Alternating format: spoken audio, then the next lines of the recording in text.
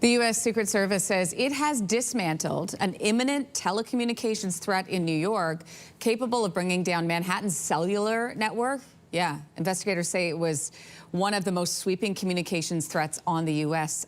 soil, with hundreds of fraudulent servers packed with more than 100,000 SIM cards that could have blacked out cell service. And keep in mind, the UN General Assembly is being held in New York this week. Joining us with a closer look at this story and this kind of threat is CTV public safety analyst Chris Lewis. Good morning to you. Good morning, Lindsay. So let's begin with the severity of this threat. What do we know? What happened?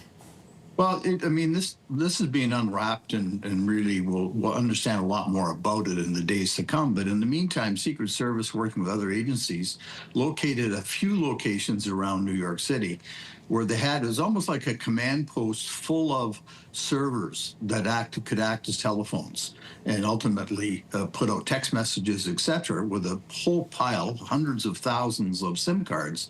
So they could do this fairly undetected. And ultimately, they were using it to swat public figures, different politicians. So police are responding to calls at their homes that really didn't exist, and there's a lot of danger in that. They're using it to conduct criminal activities internationally, and they were using them also, or could use them, it didn't happen, to really cripple the telecommunications system in New York City by hitting it with zillions of text messages, et cetera, all at once, and basically shut it down and cause a huge public emergency. The Secret Service says they don't believe the threat has any connection to the United Nations General Assembly that's been happening this week. So you talk a little bit about what this specific threat is. Like, what do you think the suspects were hoping to accomplish here? Were they trying to test something? What do you think? I don't know. I mean, they were using it to communicate with other criminals and dirty politicians around the world in other countries.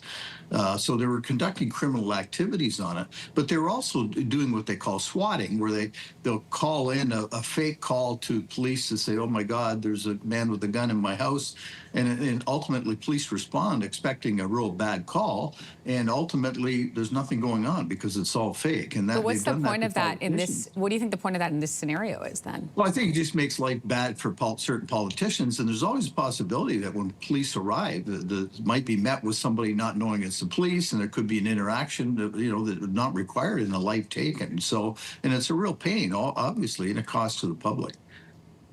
Do we need to worry about this kind of threat happening here? Have we seen anything like this here?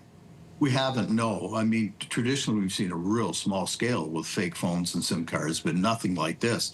And the big fear in the U.S. right now is this occurring in other centers around the state? So they'll be searching far and wide for that, trying to use what they've learned here to try and find more. But we haven't seen this in Canada like this ever.